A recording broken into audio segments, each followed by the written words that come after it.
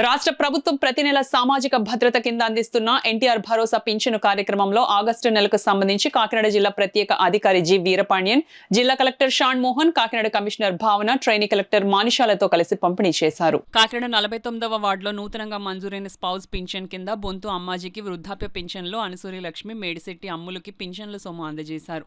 ఈ సందర్భంగా పింఛన్దారులతో మాట్లాడి రాష్ట్ర ప్రభుత్వం నుంచి అందుతున్న సేవల వివరాలను అడిగి తెలుసుకున్నారు.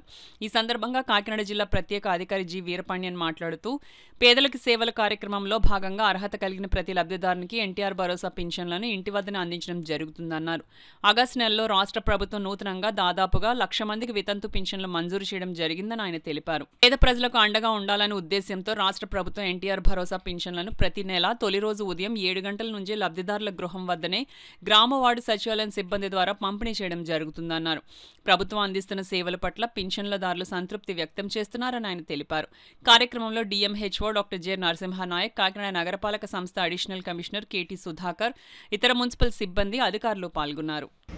కాకినాడ రూరల్ నియోజకవర్గానికి సంబంధించిన 49వ వార్డులో ఈరోజు కొంతమంది లబ్ధిదారులకు పెన్షన్ ఇవ్వడం జరిగింది. ఈరోజు దాదాపు 1,00,000 మందికి వితంతులకి పెన్షన్ మన రాష్ట్ర ప్రభుత్వం మంజూరు చేసింది. సో దాంట్లో భాగంగా ఈరోజు ఇక్కడికి ఉన్న ఒక కొత్త పెన్షన్దారులు కూడా ఈరోజు పెన్షన్ తీసుకున్నారు.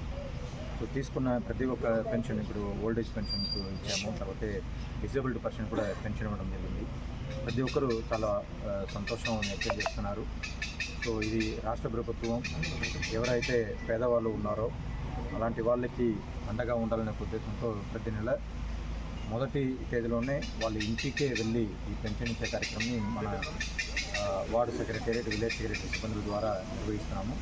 సో ఇక్కడ మన కాకినాడ జిల్లాలో కూడా చాలా బాగా దీన్ని నిర్వహిస్తున్నారు. దానికోసం పనిచేస్తున్న ప్రతి ఒక్కరికి, ముఖ్యంగా ఈరోజు ఇక్కడ కాకినాడ అర్బన్లో దీన్ని అమలు చేస్తున్న కాకినాడ మున్సిపల్ కమిషనర్ భావన గారికి, వాళ్ళ సిబ్బందులందరూ కూడా నా ధన్యవాదాలు, అభినందనలు.